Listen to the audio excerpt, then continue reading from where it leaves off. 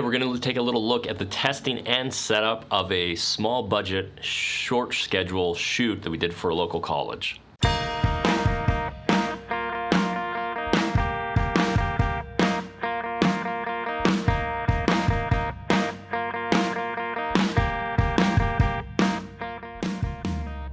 sun's Really stressed.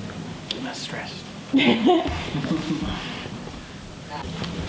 The real question is where this sun's gonna be at the time of filming. So it's still early. I'm assuming it's gonna be a bit higher up. So we're not gonna have that huge. Here I'm using the Sunseeker app. I love the Sunseeker app. I heard about it from a few other filmmakers and have since adopted into our system. It's a $10 app that you can get. It helps you track where the sun is going to be at a specific time to be able to determine, can we use natural light? Are we going to be fighting against the sun? Are we going to get the shadows that we want? Are we going to get the backlight we want? So in this case, we're kind of scheduling out what time of day do we want to shoot this particular location. So we were hired to do 4 commercials for this local college. The catch with it was there was a very short shoot schedule before we had to shoot it, edit it, and get it distributed for a large event that they had going on. The budget was relatively small, so we kind of want to use it as a little bit more of a test per se, so it's not as polished as some of our bigger budget commercials would be. But kind of the advantage is they get a quick product that they're able to quickly push out and distribute, and we're able to kind of test and experiment with a few things that otherwise we wouldn't really be able to on some of the bigger commercial shoots. We got the call on a Friday for them requesting our services. We got back to them with pricing. It ended up being about $3,500 per finished video to about $14,000 for all 4 videos being put together. Once that was approved, Drew and I took the liberty to just take advantage of as much time as we had possible. The next day, which was Saturday, we went and tried to find what we thought would work for the locations, took photos of that, sent it over to the client for feedback, and then Monday is where we started our first day of test setup, B-roll shooting, and the next day was finishing off the shoots for the interviews and the additional B-roll elements.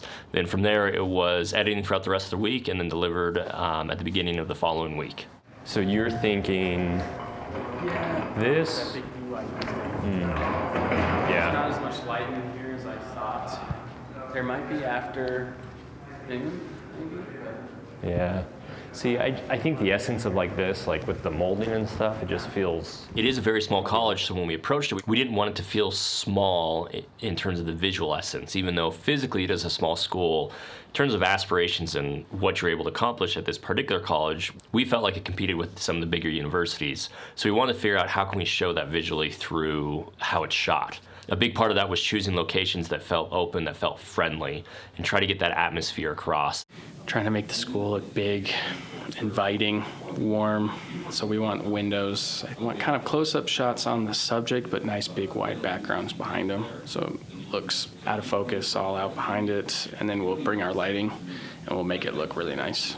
Keeping in mind that we only had 2 days to shoot all 4 of the videos, which consisted of a interview element and then B-roll elements. We wanted to try to make sure we could prioritize some test setups. We love doing test setups for lighting so we can kind of play around with it for a few hours and make all the mistakes that we want there before, we're on the 30-minute window that we blocked out for the interviewee.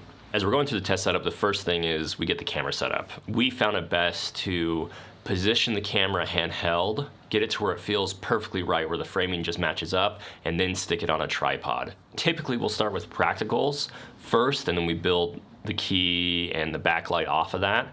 There weren't really any practicals except for the sun. So in this case, we started with our key light, trying to mimic what the sun would look like. So we first are seen here trying a book light, which is bouncing the light into a reflective source, and then that reflective source then passes through a diffusion source, getting kind of a double diffusion on the light.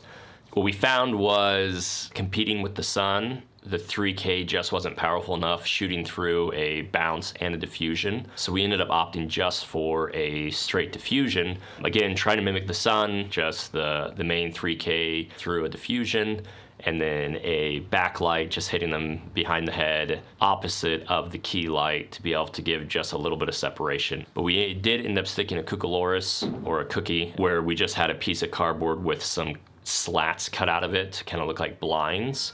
And we ended up shooting that against some of the tables and stuff found off to the side of the frame, just to kind of make it feel more like sunlight's coming through. Once we settled on a look, we snapped a photo of it, wrote down some notes of our camera position and lighting positions, and we took it down. We had one more test setup after this, and then we headed right into shooting some of the B-roll for one of the videos.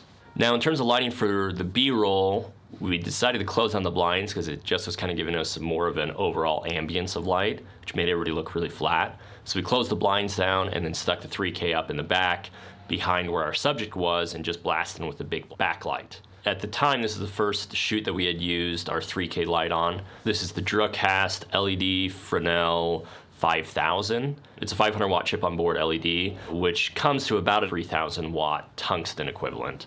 Probably one of the biggest things for shooting B-roll is just trying to make sure everybody feels comfortable. In communicating with people, is trying to just kind of give them options of, hey, you know, we're gonna be turning on this really big bright light. You're completely okay staying where you are. But if you think the light will bug you, you can move over to this position, and they don't really know what to expect. So it's kind of helping explain them through the process and helping them feel part of it. Just trying to keep the atmosphere very relaxed to get the best, most natural and authentic looking B-roll.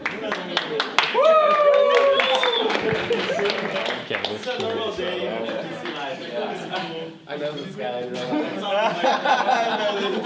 My role as the director in this case is giving a few ideas and concepts for what I know we will need in the edit. But then also a big part is being able to be there to assist my cinematographer. In this case, I kind of act as a little bit of a gaffer of kind of moving the lighting, helping out with tripod stuff, while Jamie, our first AC, is making sure we get focus right. With this little small 3-person crew, we're able to share a bunch of roles to make sure we get exactly what we need in a short period of time. So what we could do is we could have him kind of turn a corner. Which corner? Like, basically, we can have him start here and just kind of go that way. Okay, then we need to move all the equipment. I mean, I think we just start like right here. Follow him? Yeah, just follow him. Hold it that way, yep. Do you want to shoot that again? We always try to shoot the hardest shot first. So we shot the classroom stuff first, where there's a lot of people, a lot of variables. Then we move out into the hallway, and then we eventually moved outside. In the hallway, it's still trying to keep the same concept for the backlighting. In this case, I just held the 3K. That's the advantage of having an LED 3K or a 500 watt COB instead of actually having a 3K tungsten that would just burn my hands off if I was holding it like this. So after we were done with the B-roll for one of the videos, we then moved on to the last 2 test setups for the interviews. What are we doing now, Drew? I have to figure out, we're gonna point the camera that way. And so, what time of day it will be? I think it'll be around this time, maybe a little later. So I don't think we're gonna get much light from over here. So I think what we're gonna do is set up that big light over here. Actually, probably right up against this wall here. So we'll set up that big bounce thing again. We started with positioning our camera. We kind of tried one location from west to east. We realized it just really didn't work. There wasn't a lot of room for placing the lighting. We ended up opting for a north to south shoot, which gave us just a little bit more room to be able to put up the necessary lighting, and in the end gave a little bit more of a friendly feel to the shot. We always start with camera A, meaning the main camera, which we usually shoot a little wider. Once camera A looks good with lighting, sticking camera B in there with a tighter lens, we've never had a problem with it not looking good. If we can get the main camera to look good, we can always get the second camera to look good. And so we just started going through the experimental phase again. We started with a book light, and in this case, the book light actually worked a lot better because we were actually shaded by a large building. So the 3K wasn't having to compete with the 2 layers of diffusion as well as the sunlight piercing through the windows. In this case, we were going to be shooting a female student. So we wanted the light to be a lot softer and a lot more beautiful to aid her throughout our interview. So scheduled it all out. So the next day, everybody was ready to roll. And we had our 4 time slots scheduled out according to the sun, and then our 2 additional B-roll elements. We were able to produce a video that worked perfectly for what the client was looking for within the budget that they provided. In the end, the goal for this college was to create awareness about the enrollment period, and it did just that. They were able to meet their goals for enrollment. That's exactly what they were looking for, and that's exactly what we were looking for, was to help them create a video that performed well. Go ahead and head on over to the other elevator.